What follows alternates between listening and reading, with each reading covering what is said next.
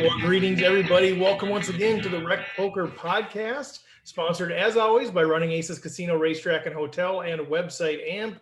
In this chats edition of the podcast, we're going to talk to the one and only Dara O'Kearney. You've heard him before. He's co-host of the Chip Race podcast, the Lock-In YouTube video series. He's got a couple books, Poker Satellite Strategy, PKO Poker Strategy, and one on the way that we're going to talk about. It's pretty timely. We're going to be talking about his ICM book a little bit there, which is something I think a lot of recreational players can really benefit and improve their edge by learning. Let's first introduce the panel. I know we got a few guys that are running deep in tournaments, so maybe they'll pop in as they can. But my name is Steve Fredland. I go by Rec Poker Steve in the Poker Stars home game. I tell you, I'm a little bit emotional. I don't really have a quote other than I'm just humbled. I made a mistake of just listening to last week's Chats podcast right before this. And all these guys were talking about how we met and the relationships we built through Rec Poker. So I'm kind of an emotional disaster, so bear with me, but happy to be here. And I'm Jim Reed, Bluffsterini in the home game, and I'm always an emotional disaster. You can find out about me and the rest of the crew by going to rec.poker/crew. And I'm John Somsky, Poker Geek MN everywhere. And today I have a quote from Warren Karp. Forget about a chip in the chair. Give me a hand and I'll stand. Nice. Screw the chair. I like it. Very good.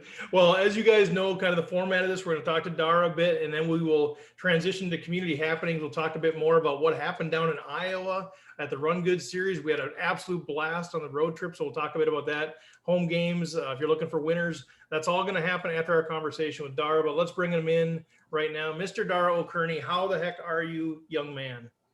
I'm very good, thank you. Delighted to be here again with you fine gentlemen. I've lost count of them many times. All right. So, okay. So I'm delighted to be here with you fine gentlemen. Is that like your standard, I'm here on the podcast, or come on, man, like it's us. All right. No, it's not. Honestly, it's not my standard. It's I should point out it's after midnight here, so you're not exactly getting me at my freshest. So we're just delighted that you're awake, basically. Yeah, you should really be. About half an hour ago, I wasn't. So. Well, let's talk. Hey, real quick. Let's talk. You mentioned off air. Right now, it's after midnight, but you're sweating some folks in the win tournament. So talk a little bit about that. So people are wondering, hey, he's looking at his clock.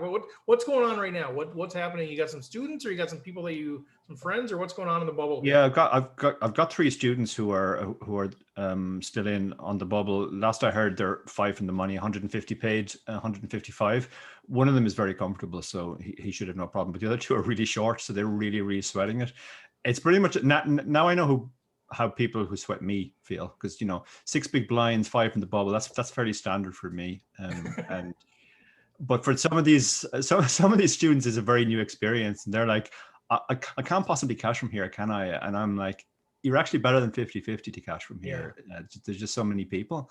I think that's one of the things about bubbles. Everybody thinks that they're going to bubble because they're short, but actually that's not the case. I remember my friend Neil telling me that at a tournament in the UK once, he went around and he sold bubble insurance.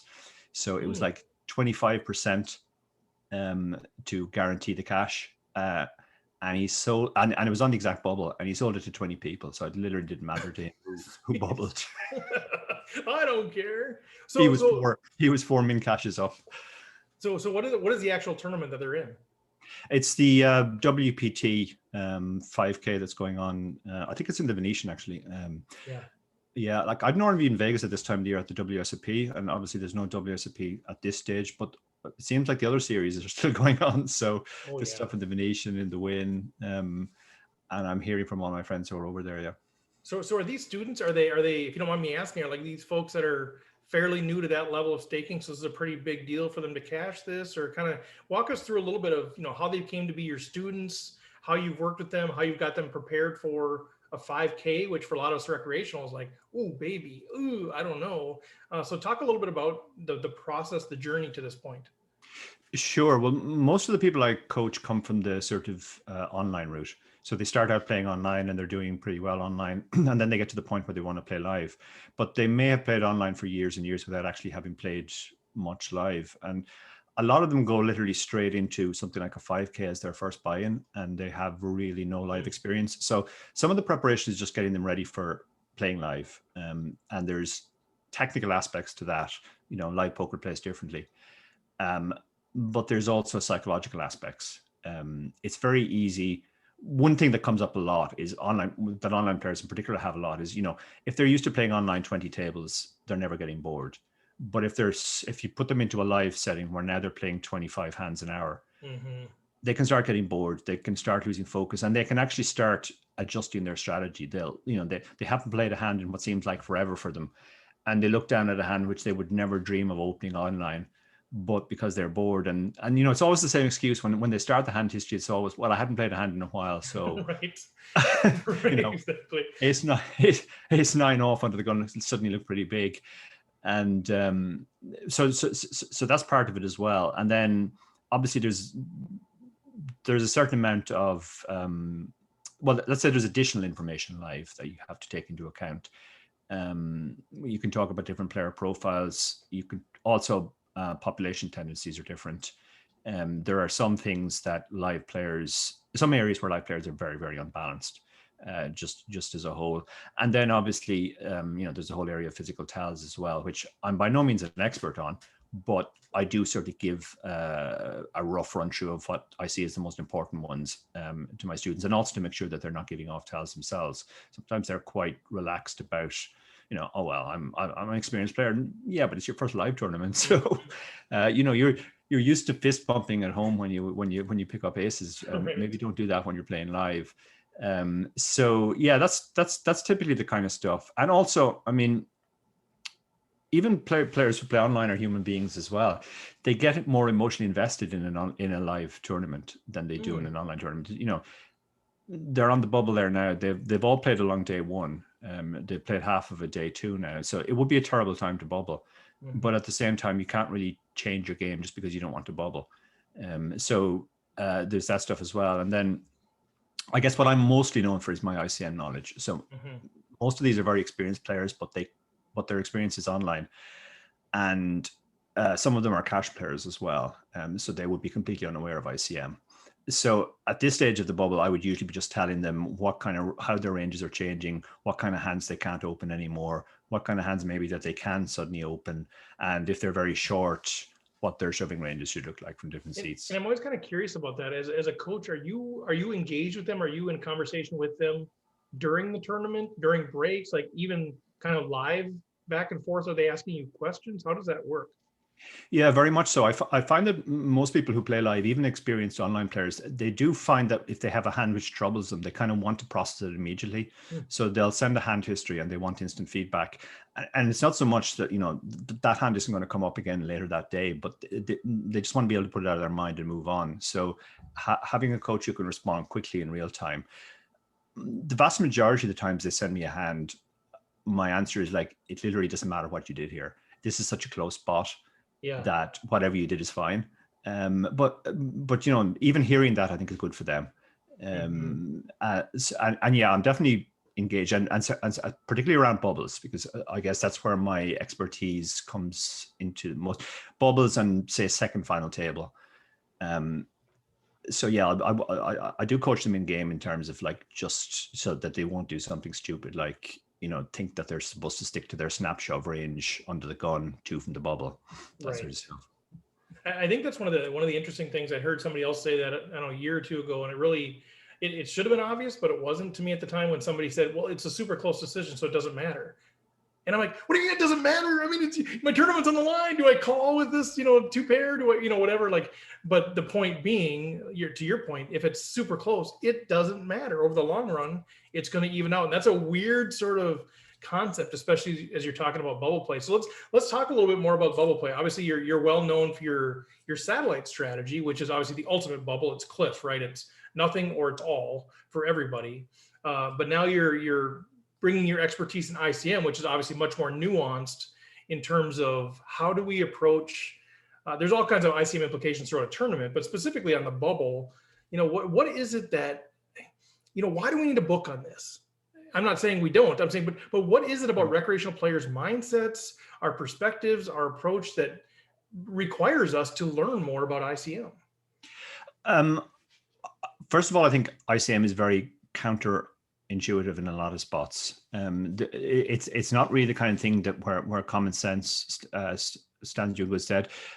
I think there's also a lot of tropes out there which are very wrong. You know, people say, "Oh, don't worry about the bubble, play for the win, etc., etc." Which is terrible advice, to be honest. If you always play for the win in every spot, in other words, if you play every spot as plus GPV, no matter how good you are at poker, you'll almost certainly be a losing player.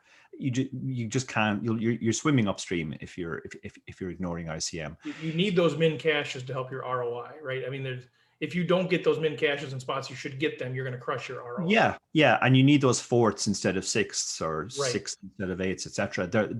They're all super important. Like there are some spots where, you know, the most you can realistically hope for is seventh, but it's still pretty bad to go out in ninth, just because you're gambling. I mean, I say it's counterintuitive as well. The history of ICM is quite interesting, at least to me. It's something I was very aware of early in my career, because I was playing single table tournaments where ICM is very important right from the start of the tournament.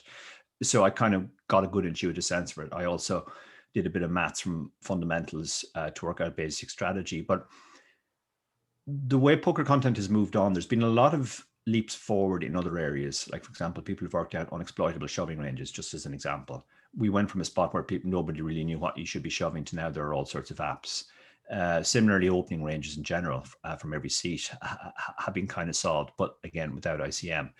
But ICM has always kind of lagged behind, apart from the pre-flop solvers, which will tell you, like, if somebody shoves all in for 12 big blinds in the button, what should we call with? Post-flop was kind of a mystery. I mean, we all knew that you had to make some adjustments to your play post-flop, but it's only recently that the solvers like PO and Monker have become ICM aware, to the point that we can look at how the post-flop strategy changes, and often how that actually changes the pre-flop range then, because there are certain types of hands which you can play early in a tournament when ICM isn't a factor, but when ICM is a factor, say on a bubble, they flop the wrong type of hands. They flop, say, top pair, weakish kicker, and they just can't stand any heat ever. So those hands just have to disappear from your defending range if you're the big blind. So there's all sorts of nuances like that.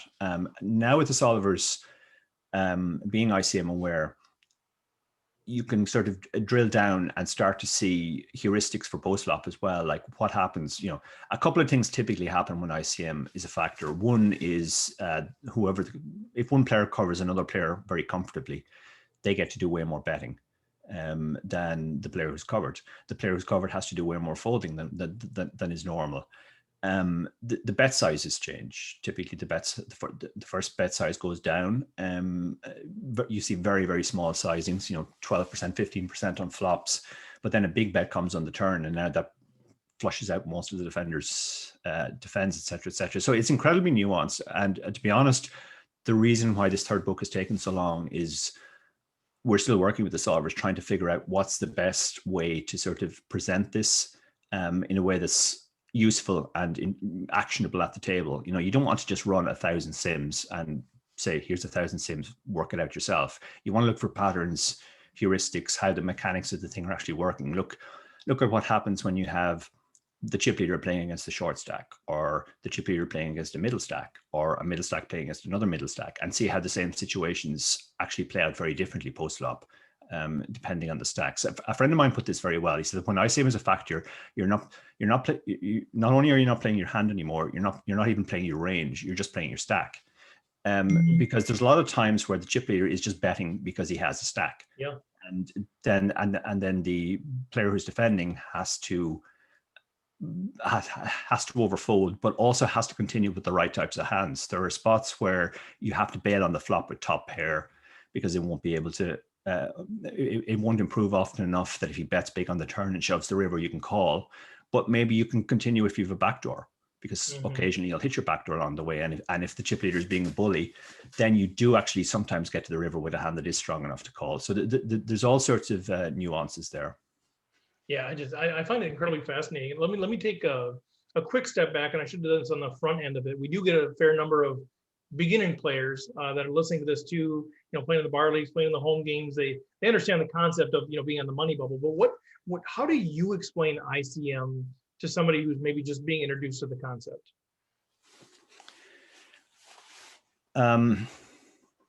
Yeah, it's a tricky question, and we did explain ICM in the satellite book because obviously so much of satellite strategy is ICM. And the famous example, I guess, that I refer back to every time is from Colin Mashman's first seminal book on sit and go strategy, where he showed that if two players get it all in on the first hand of a 10-man sit and go where three people are paid, the winner's equity doesn't double. Right. It only increases by roughly 1.8, and the remaining equity is essentially distributed among the players who all folded the first hand. And that's always the situation in tournaments. Tournaments are the only spots where you actually make money folding. It's always plus EV to fold. There are some weird spots in satellites. One, I've just finished a satellite course for Learn Pro Poker, and one spot I looked at was if it's the exact bubble of a satellite, 3 players left, 2 seats, you have 50 big blinds on the button, and the small blind and the big blind both have 5 big blinds each. What's your range? The answer, believe it or not, and this is borne out by the solvers, is you're supposed to fold 100% of the time. Even if you're dealt aces, you're supposed to fold. The reason is obviously if you shove aces, it's plus EV, but when you fold, the small blind now has to shove a really wide range, and the big blind has to call a really wide range. And most of the time, the satellite is then over, and you've actually won your seat. So there's all these really bizarre, weird spots with ICM. It's always about how much is my stack worth? What's the upside of doubling compared to the downside of busting? Yeah, and I would like to just for the record, John, I hope you're listening. Dara said that it is always plus EV to fold. So I just want John to hear that. So when you and I are at a table together, you recognize that that is actually the situation. Notice he did not say that was the most plus EV option. I just want you to be a plus EV player, John, and so I wanted you to hear that directly. Well, right, but playing against you is about as plus EV as I can get. Always a mistake to fold against me, John. So Dara, I want to ask a question. It's a specific example, but I think you're familiar with it. But it has extension application beyond that. So John and I were actually among the group that went down to Iowa to the Run Good series. And we both played in the main event. Now, John and I both, I think I finished 37th, John finished 32nd, frankly, because we didn't want to deal with answering ICM questions from you. So we busted before it really became an issue. But there was an 11-way chop in the main event, the whatever it was, a $500 tournament or something. There was an 11-way chop, and there were some pretty big differences between the chip stacks. And I know some folks, I think Barry ran the numbers, and said, oh, it wasn't as big of a mistake, but they did an even 11-way chop. And so as you're looking at that from an ICM perspective, from a recreational player trying to maximize value, through what lens do you look at that through? Yeah, I mean, first of all, I don't understand why the chop was 11-way. Sorry, that it was even 11-way. Right. It seems bizarre that the chip leader would agree to that. Because I think it was like they had like 60 or 70 bigs, and the small stack had like 6 or 8 bigs or something. It was a pretty big difference. I believe Barry Carter actually wrote a piece on this, my co-author, and I think he worked out that the chip leader gave up roughly 10K in equity for his 6K. So his stack was worth 36, and he settled for 26. That does seem very extreme. After that actually came out, I was contacted on Twitter by the guy who came second, who also had given up a fair amount of money. And I mean, I said to him, look, I mean, at the end of the day, obviously people are bitching about it, whatever. But it's your guys' decision. Your money, yeah. You're at the table, you're the money. If you don't want to play it out and you're happy with an even way chop, then that's all that really matters.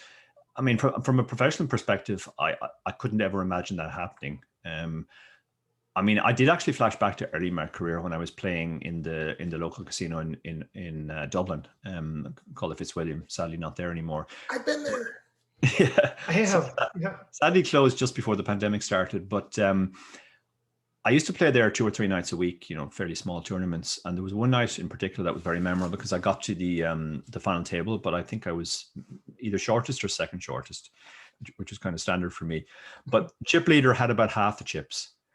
And he literally just mowed through the rest of the table. He knocked them all out. Everybody had about 7 big blinds, so they all just shoved, and he called, and he won every time. So before I knew it, without having played a single hand, I was heads up against him. And he immediately said to me, "Do you want to chop?"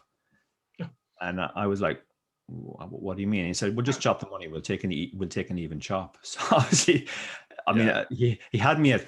He didn't even have to get to the chop part of even chop. He had me at even. You didn't hold out for more. Yeah. we're definitely doing that. Yes.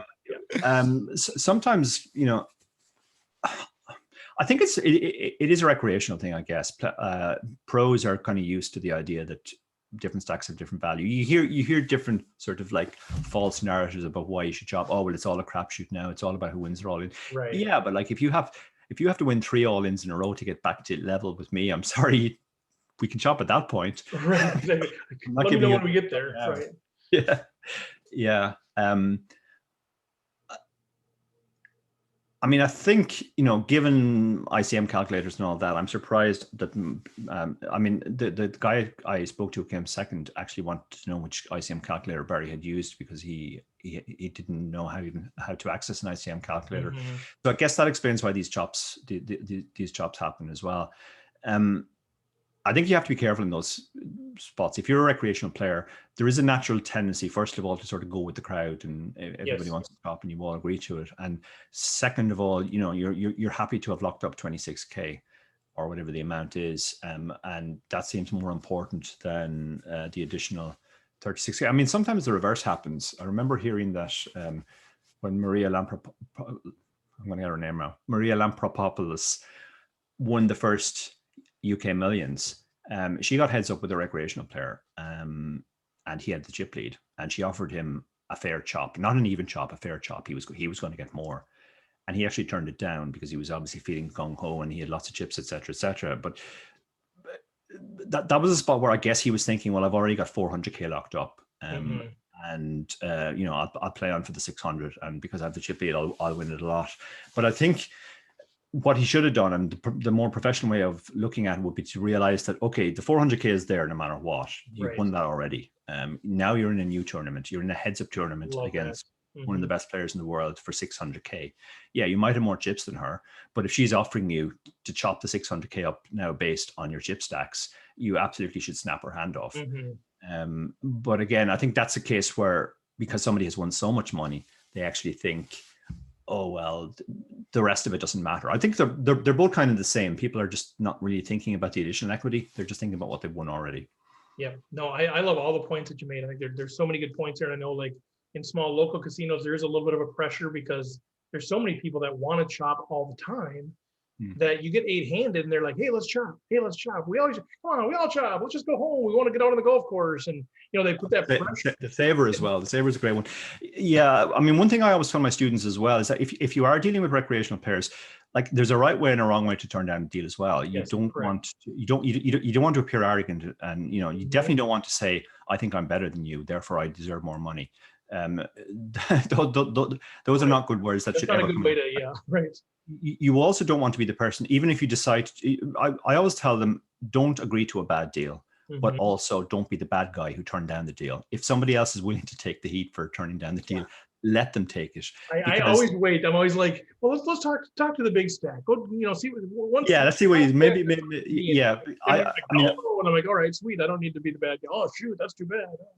Yeah, I definitely learned this the hard way. My second ever final table was at a tournament here in Ireland 13 years ago, and they wanted to do a chop 6-way. I was the shortest, but they were basically just going to give me 6th place money and a tiny little bit more, and they were giving the chip leader, who had less than half the chips, they were going to give him first prize, and I was like, I can't possibly agree to that. That's just a terrible deal for me. Yeah. Because again, it's one of those sort of logical fallacies that, well, the short stack's usually going to come 6th, so just give them 6 and a little bit more. But actually, your equity, I think people always underestimate the equity of the short stack and overestimate the equity of the chip leader. Yeah. But I turned that deal down, and then I basically found myself playing against 5 guys who were determined to get me out of the tournament at all costs, so that they could do the chop that they all wanted to do. And it's very difficult, when you're getting tag teamed at a poker table. But at the end of the day, you're not out much. If they only offered you a tiny bit over 6, It's You know, true. Yeah. Yeah. playing No, with a family. afterwards, my brother actually said to me, do you regret taking the deal? I said, no, I'd feel utterly ashamed of myself if I had taken the deal. Yeah, I mean, What happened afterwards happened, but your that's, chances of doubling and tripling are higher because they're coming after you if you can pick up a yeah. hand. So I'm kind of curious, like, what are your recommendations? I know we're kind of getting off topic of the book, but I mean, the way that I typically would handle the chop thing is because, and this is my honest answer, is I want the experience of playing it down. So that usually is sort of the excuse I'll use. Hey, if we want to do a little partial thing and play for a bunch of top, I'm not going to be a schmuck about it, but usually that does help people say, man, I know maybe I should chop, but I really want the experience of playing six-handed, five-handed, four-handed, three-handed, two-handed, heads up, and that does help. I mean, are there other sort of ways that you practiced or heard about that kind of lets people off the hook without being kind of the bad guy? Yeah, that's a much better way to frame it. Or also just say, I like to gamble. That's something that most people who find themselves in the casino can relate to. They're not going to hold it against you. Blackjack, let's go. Yeah, I mean, there is certainly a feeling among recreational players when they're not one of the people involved in a chop. Yes. That there's some sort of something not quite right about a chop where a tournament just ends with 11 people left and we don't really know who the winner is. People like seeing it played out to the end, and this is why the WSOP officially doesn't allow chops. As somebody who actually did chop a WSOP event, I can say that they happen officially all the time, but officially it doesn't allow them, and that's because it's just much better for the sort of sporting narrative of a poker tournament. 400 people or whatever enter, and there's one winner at the end with his winner's photo. So some of the other operators also don't facilitate chops, and even some of the poker sites. There are certain poker sites, including the one I represent, actually Unibet, who don't facilitate chops in any way. Yeah. And that's because I think recreationals do kind of like the idea of, well, it's a tournament, just play it out and see who wins. So I think you can kind of play into that. The MSPT doesn't, and part of that for them was they used to broadcast all the final tables. They don't want to, set up all the technology, and then they get to 8 people and they chop it and it's over. Like that's bad TV.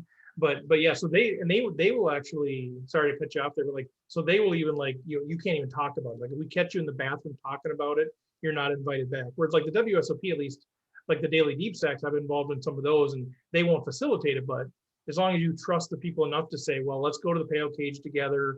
I'll give you 1,000, whatever. You can still do it, but it's, but you have to facilitate it yourself. Yeah, and I mean that opens risks. There was a story a few years ago about some guy who agreed to chop and then said, "I'm worried about those people. Can you have security escort me out?" Correct. And, basically made off with first place prize money. So I mean, my own feeling is, chops are going to happen, so they should just kind of accept that and facilitate them so that everybody's protected. Like when I chopped my WSOP event, it was heads up, and I absolutely had to trust the other guy. I was probably going to come second, so therefore I was going to be relying on him to transfer me the surplus after the event. Because the WSOP don't allow chops, we couldn't publicize it in any way. So I couldn't even put out a tweet saying we've agreed to a chop to sort of make it public to refer back to afterwards. So it was a total trust issue. And to be honest, if I hadn't trusted the guy and known him pretty well, I probably wouldn't have done the chop, because it just seems like a major negative free roll. And I think that's something organizers should think about too, if they are taking a very hard line and, oh no, we don't do chops. Well, then maybe some of your customers are going to get ripped off down the line. Yeah, I only did it because I was the one that would be giving the cash away, and I trusted myself. But yeah, if it was the other way around, I don't know if I would have done it, because even though they seem nice, but yeah, money is a creature that grabs hold of all of us sometimes. Yeah, okay, sure. John, Jim, I've been talking Dara's ear off. Anything from you guys? What's kind of milling about in your brains, Jim? Well, I play before the pandemic. I used to play in a bar league with my cousin up here in Southern Ontario. And there's a few good players there, and a few intermediate players, and a few beginners. And one of the better players will routinely get heads up with a huge chip lead and chop it evenly every single time. And it's one of those things where I've almost wanted to be like, hey, should we, you're good at poker. I wanted to like, you're missing out on this one thing. But of course, I also play a lot of these home games with them. I don't mind taking the even As one of chop. the beginner players, you want to get part of that. Exactly. See, you see me, Steve. But Dara, I guess my question was for players like this that are in the bar leagues, in the home games, is there like one thing is there one way they could learn about ICM other than buying your book soon when it comes out? Is there one like way of thinking about it, or is there something they could use to study it or practice it, or something that would help them kind of grasp the concept even just a little better? Yeah, there is an online ICM calculator, and usually the way I teach ICM to people is I type in a pile of chip stacks at a final table and with a payout, and then I ask them, how much do you think the chip leader stack is worth? And they always underestimate that. How much do you think the chip leader's chip stack is? They always overestimate that. So I think playing around with that yourself and just looking at the numbers, you'll sort of get you'll find some surprises. A lot of people think if they're the shortest stack by far, then their equity is basically just barely whatever the next cash is. But that's never the case. It's always a good bit more. I've developed some what I call guerrilla maths methods, which actually Kevin Martin was asking me about, and it came out of a conversation I had with him, where the easiest way is, let's say there are 10 people left, and what you should do is you should take the next cash and multiply it by 10. And everybody's guaranteed that. So your stack is worth that at least. Then work out what's left in the prize pool when those 10 min cashes have been taken out. And then your percentage of that secondary prize pool is roughly whatever percentage of chips you have in the tournament. And that will that will immediately show you that your equity is actually way more than the main cash. The other part, once I've got that message across to people, usually the next thing I do is, okay, now let's imagine two middle stacks get it in against each other. How much do you think the middle stack who wins equity will increase? And obviously the middle stack who busts, assuming they have the same stack, will go down to zero. And people are always surprised at just how extreme it is. Maybe the guy who doubles has only increased his equity by 40%, and the guy who's lost has lost it by 100%, has lost 100%. And you can very quickly, if you play around with that sort of thing, you'll get a sort of an intuitive sense of, okay, the chip leader doesn't tend to have too much ICM because, well, he can't be eliminated. The shortest stack, he also doesn't have too much ICM. But then the ICM of everybody else really depends on who they're playing against. If a medium stack is playing against a chip leader, he has a lot of ICM pressure on him. Doubling will do nothing like what the cost of losing and busting will be. But if he plays against the short stack, it's different. So I think playing around with those scenarios, obviously there are pre-flop solvers as well, but they just tend to spit out ranges. I think it's very useful to sort of understand the basic concept underlying of, like, why is it the case that middle stacks have to be so tight when they're playing against other bigger stacks.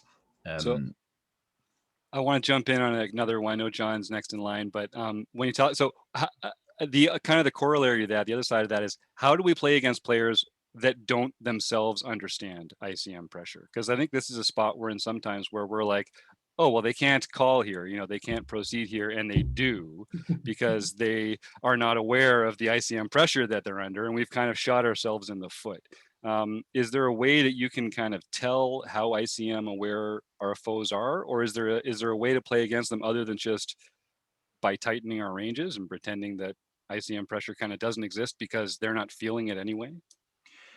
Yeah, I mean, you can usually get a sense from the way people are talking, how ICM aware they are, and what sort of adjustments they're going to make.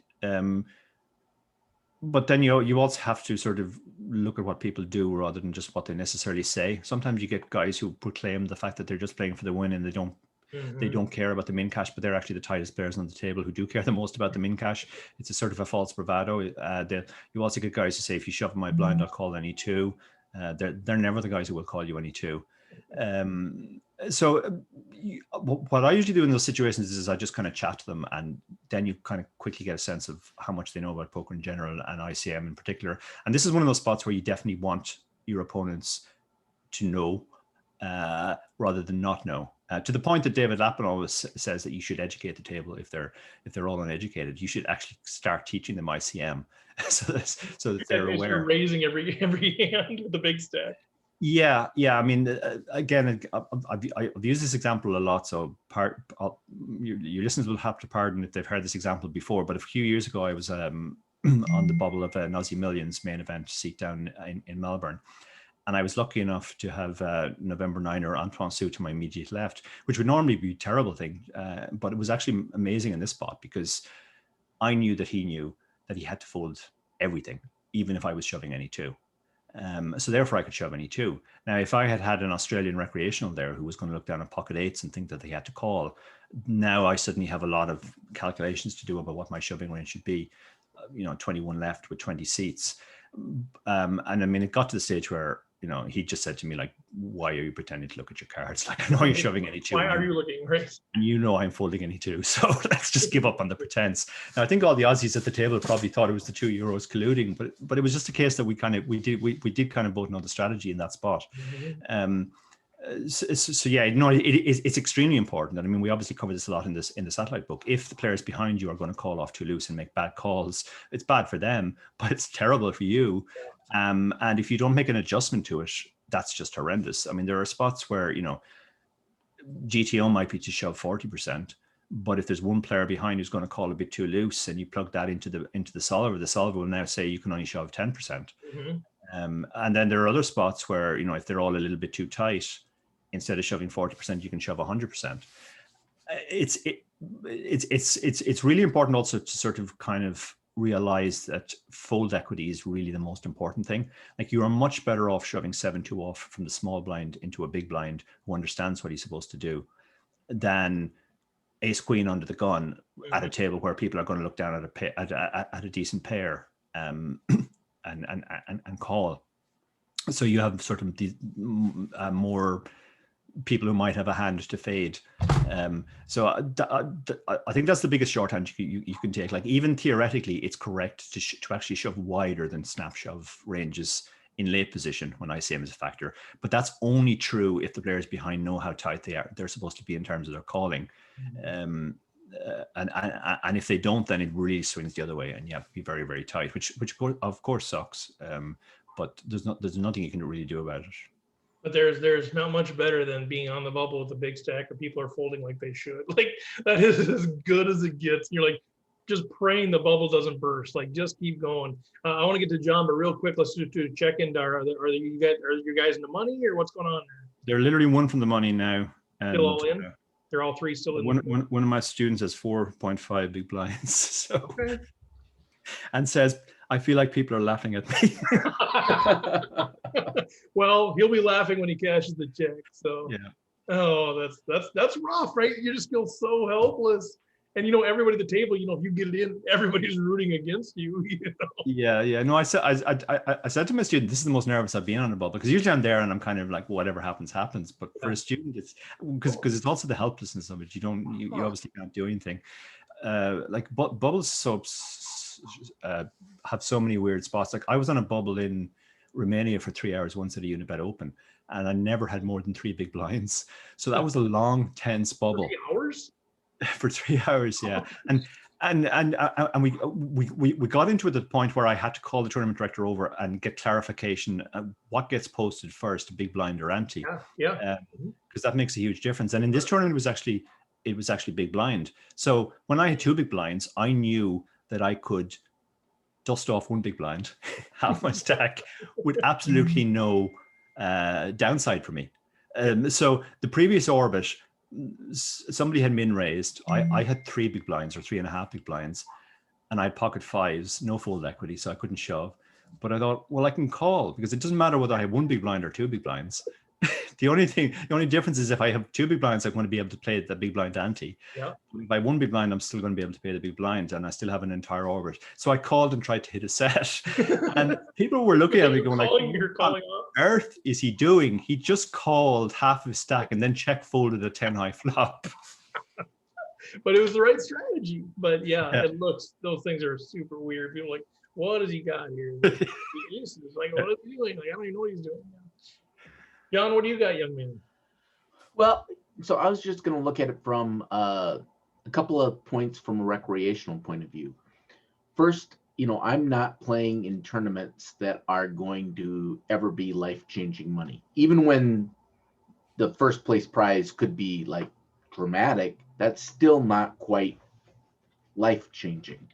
And I also play for the experience of playing. So my preference is to always play the tournaments out and not do chopping, partially because everyone remembers who won the tournament. They don't remember who came in fourth or third or any other position. And I also like to get along with all the other players. So when there's so much pressure to chop, I kind of feel like I'll go along with it if everyone else wants to. I haven't been in the situation often enough to make it a real big difference either way. But how would you suggest that a recreational player looks at the bubble and chopping? If they'd rather get experience so that when they are playing for bigger money, they have more tools in their arsenal to actually win those events versus chopping the smaller events. Yeah, I mean, that's true. It's like you always have to remember the reasons why you're playing poker. And as a professional, my reason is always to maximize my equity, win as much money as possible. But that's not the reason everybody plays poker. Some people like to win poker tournaments more than, and if they lose a little bit of equity or money, always playing for the win, that's made up for by how good they feel when they're getting the winner's photo taken. And that's perfectly fine.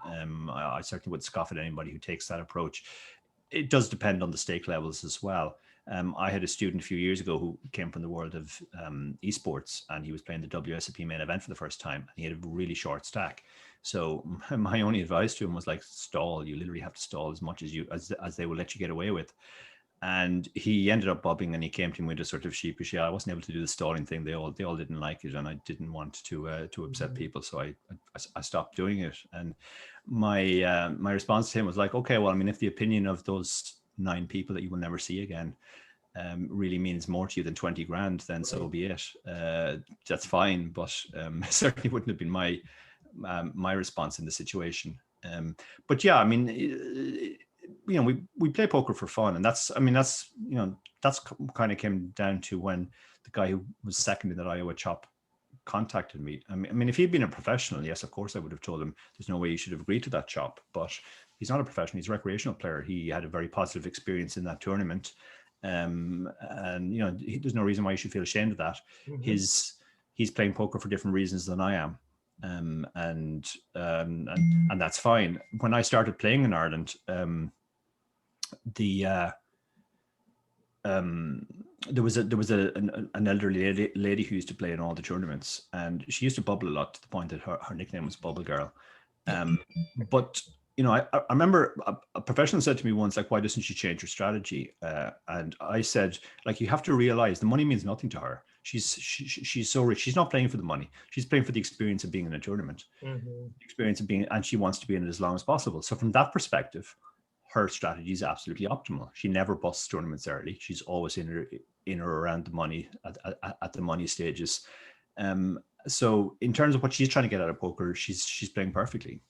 I love it. Well, all I know is in Ireland, it seems like it's a little different poker. The times I was there, I played at the Fitzwilliam, and my head was spinning. I was pretty new to the game, but I was like, what is happening? These folks like to mix it up and get their chips in the middle. So it was a pretty interesting experience. So let's honor your time here. Well, first of all, are they in the money yet? Are they in the money? No, they're still they're hand for hand, and right. My shortest student is big blind next hand, so it's not looking very good. So we'll be down to 2.5 after this if nothing works out. All right, so dang it, I was hoping we could find the answer. But we want to respect your time. So what is your latest ETA on when the ICM book is coming out? Yeah, we keep saying we're hoping to get it out soon. We're going to have to stop saying that because you said you hope to get it out soon. That's an honest statement. Yeah. You hope to get it out soon, but you have any kind of ETA, or is it kind of up in the air still? Yeah, Barry has said maybe end of August. Okay. And that's certainly what we're working towards at the moment. We did get slightly sidetracked because we developed the satellite course with Learn Pro Poker, and that proved to be a lot more time consuming than we expected, because we decided, like, rather than just do a course version of the book, we would literally put everything I knew about satellites into this course. Like literally everything. And it turned out literally everything is quite a lot. So it took a lot more to do. It was a lot easier for the book because we were like, well, we're not writing a 1,000-page book on satellites. Nobody's going to buy that. But, you know, people will buy a 15-hour video course or whatever it is, broken down into 6 to 10 minute chunks, which again, it's funny, like when I think back to the book, one of the things we were worried about was we knew from our own experience that most people don't get to the end of the poker books that they buy.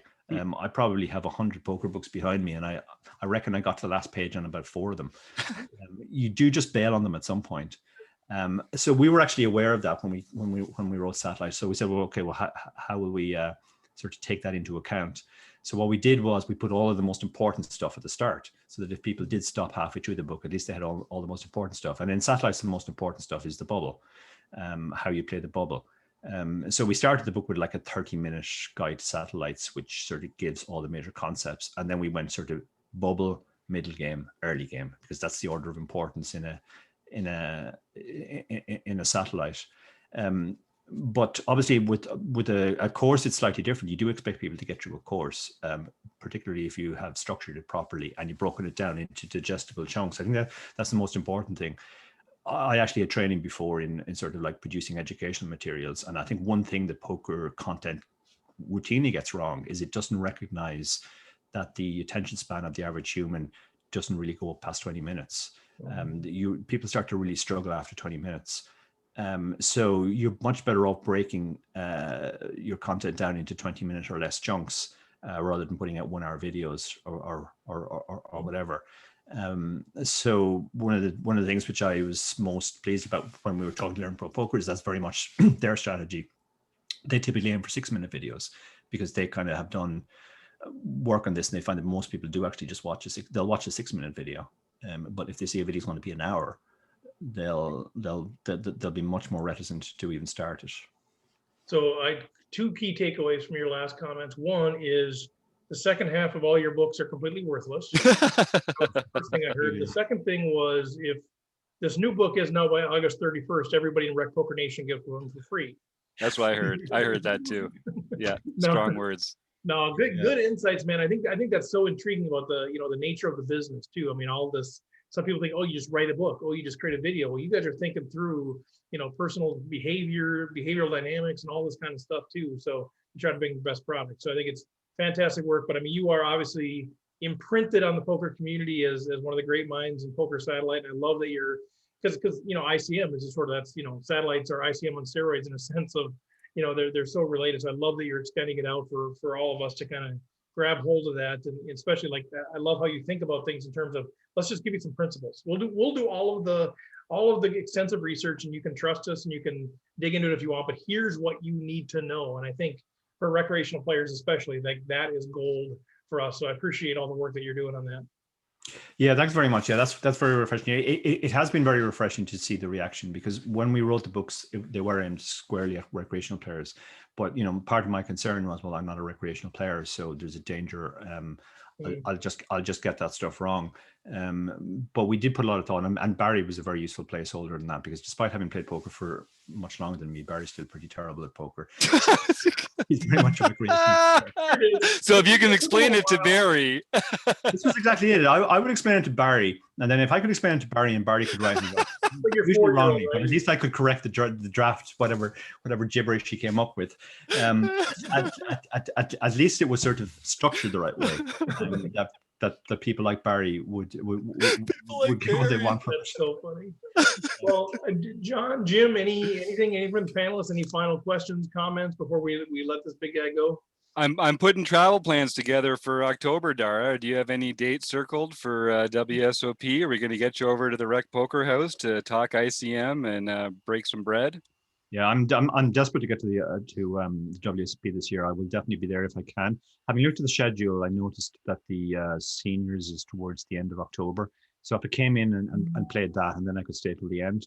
It used to be the case that when you bust them in, there was nothing to do, but now they have lots of events afterwards, so you can sort of commit to being there for the end, irrespective of how your main event goes. So yeah, travel restrictions permitting. I mean, we're now dealing with, I think it's our fourth wave of COVID. There's worry about the Delta variant, which is now the main variant that's going around here.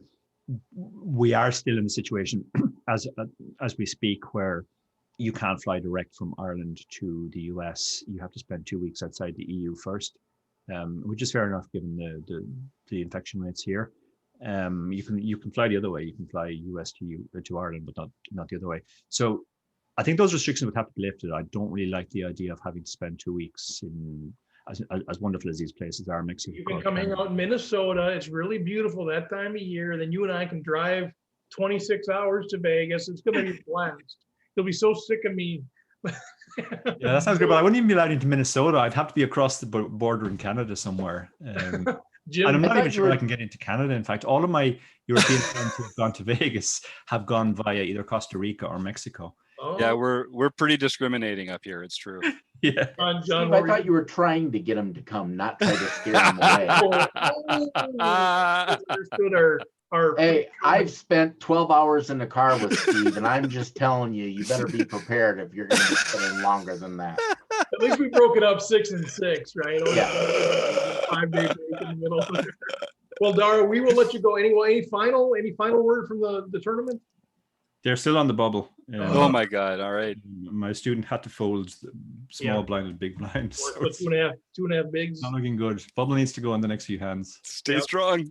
Stay strong. Hide your stack. Don't let anybody see it. Yeah. All right, Dara. Well, thank you so much, man. A pleasure as always. Good luck. The chip race, the lock-in videos on YouTube on the chip race channel. You guys got to check that stuff out. I still think as a recreational player that satellites are a great way to increase your ROI, especially as you're like, if you struggle with like, man, I get to the top 10, top 20%, but I can't go for the win. Play satellites, get 4X on your money. Do that a bunch of times until you get more comfortable. But buy Dara's book, he'll help you just crush satellites. The PKO book, I know for a lot of folks that play online, PKO is a thing. He's got a book on that. So go check all of his stuff out. Just a great dude, great friend of the show. We really endorse everything he is. And by the end of August, he swore on his grave that he would have this next book out. So watch for that too. But Dara, we'll let you go, man. Thank you so much. Sure. Thanks, guys. Pleasure as always. Cheers. All right. Take care, Dara. Jim, you want to transition us with our sponsor for the show? Let's do it. Let's hear what Jonathan has to say. Have you ever wondered whether you should call a preflop raise or 3-bet instead? No. What do you do when you have a flush draw? Do you raise it or do you just call? What do you do with ace-king when you miss the flop? Are you tired of guessing about what the right play is with your particular hand? Well, my name is Jonathan Little, and I am a 2-time World Poker Tour champion and creator of PokerCoaching.com, where we offer over 1,000 interactive hand quizzes where you play a hand and then get real-time feedback from our world-class pros. Don't guess and don't stress. Just register for your free account at PokerCoaching.com/recpoker right now. All right, good stuff. Thank you, Jonathan, for doing the advertising on the show. Dara, always a pleasure, for sure. Any kind of thoughts, guys? Any reactions? Just seems like one of those folks who would be fun to play with around the table. I'm always keeping track, always keeping notes on which guests we should invite to the Rec Poker live table one of these days. He's on the list. Nice. I was thinking about playing the seniors tournament, but now that I know Dara's thinking about entering it, I may have to adjust there. You can rethink your whole life after talking to these last 2 weeks. We talked to Veronica Brill, we talked to Dara Kearney. Like, you got to rethink our whole life after talking. Super fun. Well, so last week I was out. Thanks for covering, you guys. Like I said, I just listened to that episode right before this one. I'm like, oh man, I'm like a flubbering mess. It was so much fun because we got a story, right? All of us have a story. That's the beauty of community, is that we've all got these stories of meeting each other, and it's so fun to hear Rob and John and Chris and Jim and all. You guys all kind of talk about your story. So that was super fun. But we didn't last week because I was sick coming out of Vegas. John made me incredibly sick for days. It was physical, it was emotional, like everything. I just wanted to butt in here and cut you off for once. That's nice. It was actually all Jim's idea. He said, why don't we do a podcast where we all say how we met Steve and pretend like we actually like him? That is how it started. So that was the that whole is how it premise of the started. yeah. That was the premise. I got that vibe. Because starting with Rob right away when he said a few things. I'm like, this guy's just lying through his teeth. Like, there's no way this guy enjoyed the conversation. No, it wasn't even about, me. It was just about the community, right? It was so fun because, I talked to my wife about all these cool people I've met in poker. And now recently we have had the opportunity, John, you came up to the house and Chris has been up to the house and just hanging out with you guys. And it's like, this is life to me, beyond the poker and all that kind of stuff. So it's just been super fun. But anyway, I was kind of a mess. It was a bad time to actually listen to it because I was still sick coming off the trip too. So I was run down, but man, so we never really had a chance to talk about Run Good, but it was so much fun down there, you guys. So we're already looking for what's our next road trip. We know we got the Vegas, we'll have the house there, but it was, I don't know, John, we had a blast. I mean, we had 5 or 6 people in the house. We had about 16 people from Minnesota that were down there. Took some great pictures, and it was just super fun, right? Railing each other and celebrating wins. And when I hear people say what they like about rec poker, it's really about the attitude, the good community, that everyone is very supportive of one another. And I think that's the exact same attitude and philosophy that Run Good brings to their tournament environments. It was just I've heard, this was my first Run Good tournament. I've heard fantastic things about them for years, and they definitely lived up to all of the hype. It was an excellent experience. It may have been even better in my mind, given that I outlasted Steve in the main event. And it's the first time I've got to play a live tournament in well over a year. So, that I'm sure helped, but it was absolutely fantastic. And if anyone ever has a chance to go to a Run Good event, I suggest that they jump on that. Yeah, same thing here. I've kept hearing good things. People are like, oh, you should partner with Run Good. We just never really had the opportunity to. But yeah, they run a good show. Tana and his crew are top-notch, great people. And, I was just so proud to be part of Rec Poker too, because there's so many people that were wearing patches or sweatshirts or hats. And I would talk to the dealers and they were like, every time you guys are at the table, it's just either really fun or it's just so respectful, or, you guys are pushing your chips in so we can grab them. And, I was so proud to be part of it because I think there's a really good brand name coming out of there. So thanks to everybody that was down there that was participating and kind of repping the brand. It's always your worst fear, right? As you grow, people start wearing the patches and they're complete dicks at the table. We haven't had that yet. So if you're one of those folks, don't wear a patch. That's right. But if you're a good person, wear a patch, because that's what. But anyway, it was a great time. And John, it worked out good. John and I drove down together, and we were the last 2 standing in the main. And I think, maybe you lasted maybe another hour after I did or something. So it wasn't too bad. Yep. We timed it out pretty well, but doggone it, John, we were 20 people away from getting part of that 26K chop. So next time we'll get in there. Absolutely. That was fun. Well, let's shift gears. Let's talk a little home games, man. What's this? All right. Well, while we were gone, they still had home games, and we've been running them every day. So what we have is for our nightly events, we have Howitzer 2007 got his or her second nightly win. Keto Man 335, Kian Tavakoli got his first nightly victory for the year. Dan 331480 got his or her, most likely his, first nightly victory for the year. Cash 1016, Kevin Leiter got his first nightly victory for the year.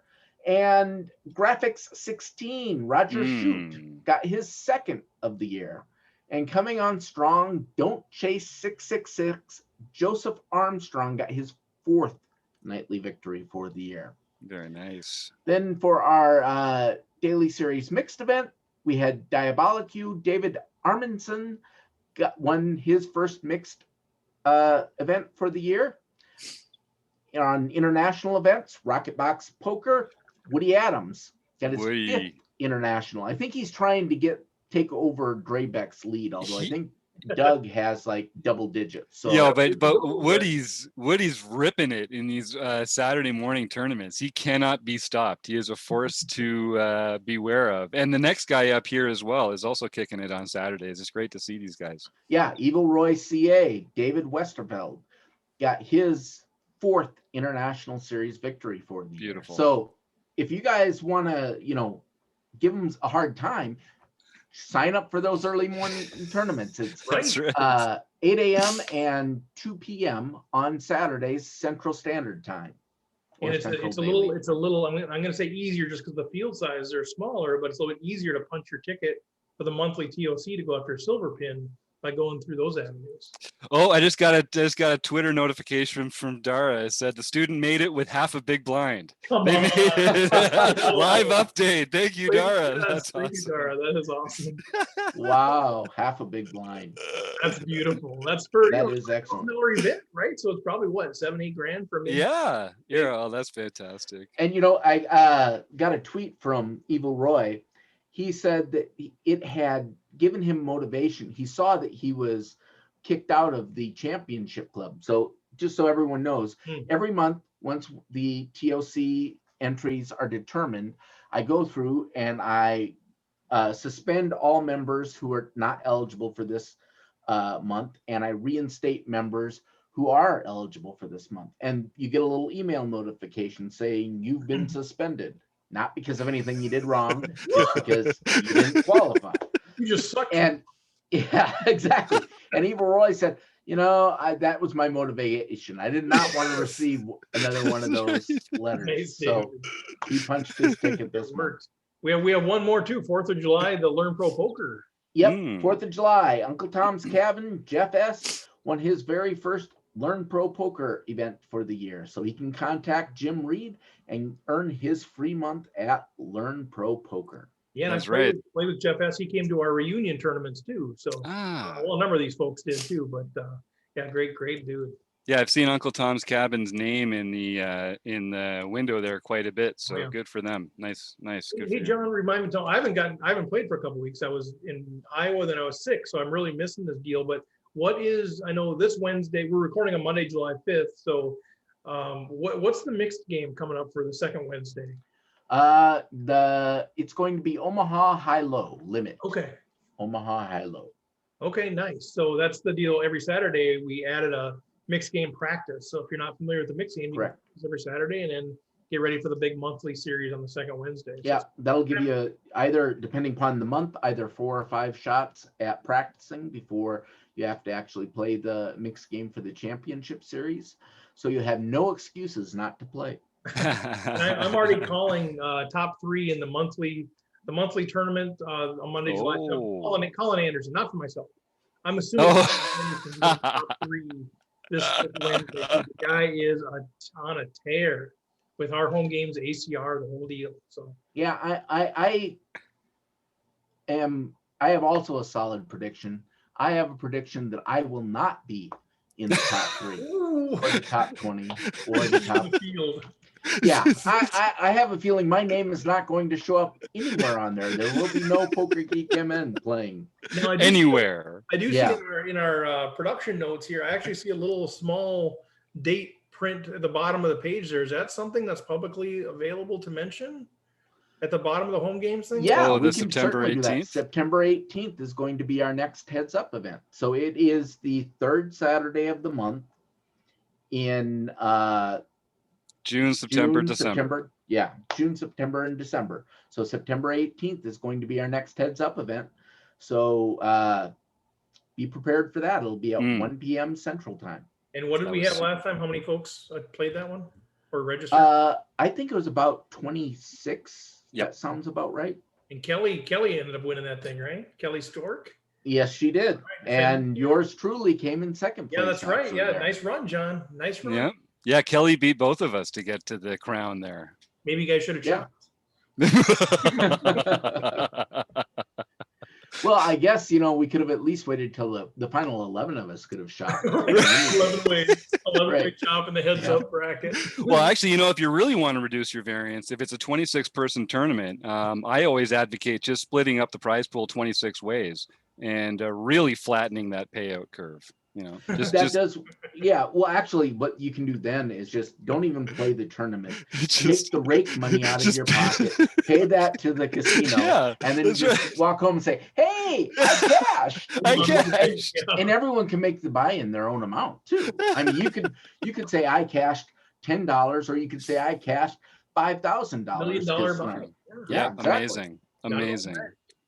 I think we ought to market the that. next level thinking that we need, John. This is the kind of This is the kind of approach we need at Rec Poker. So September 18th, that's going to be good timing. That's going to be good heads up practice for when we're all playing for a bracelet. Yes. Yes. Reminder on that deal, Rec Poker House, we do have openings. So just reach out to me, Steve at rec.poker. We got a beautiful house. It's a little bit off the strip intentionally. We'll have a car, we'll have Ubers, all that kind of stuff, but it's got a pool table, it's got a pool, it's got a poker table, it's got a bunch of bedrooms, it's got a bunch of big open space, designed to be a kind of a respite from playing when you're not at the table. So if that's of interest, reach out. I can give you all the details, or just go to rec.poker/road trips. And remember, I've already given Steve the dates that I will be there. So if you want to find out when you should go to avoid me, yes, you'll have all of that information. That's public information. I'll tell you who's there and who you don't want to be around. Yeah, Jim Reed's going to be out there, so you clearly don't want to be there. Yep, avoid. Good stuff. Well, thanks, John, for all the home game stuff. What else we got, gentlemen? Well, I should say Dara's student has quadrupled up to 2 big blinds. So that's very exciting. I don't know how that affects their equity. We should get someone on the show who can talk about that. I should say that there's still room to sign up for the July seminar that Chris Jones is doing. It's going to be on the 4th Monday. All premium members and Rec and Crew members are welcome. It is so much fun. We're just releasing the video. Actually, it'll be out by the time you come out. By the time this podcast comes out, you can go to rec.poker/content and see all sorts of great stuff there. But yeah. If you're a member, sign up for the seminar and join Chris Jones in the panel as we do our interactive learning thing with Poker Now. It is a blast. Yep. And just all kinds of great stuff. I mean, we can go on and on. Sometimes we do. Yeah. Go to rec.poker. Like Jim and Mark have been working feverishly on the site. It looks so good. It's so much cleaner, so much crisper. We're still going to clean it up even more, but it should be obvious. Get there, check everything out. If you're a community member, which means you're just a free member, you have access to a ton of stuff. And then if you want to become a premium member, pay $5 for the first month, use the code RECPOKER, get $10 off that first one, check it out. But we really, Jim and I have been talking about this too. It's really like, that's the community center. The website is really our community center. We're getting bigger. We can't all do all the one-on-one stuff as much as we still try.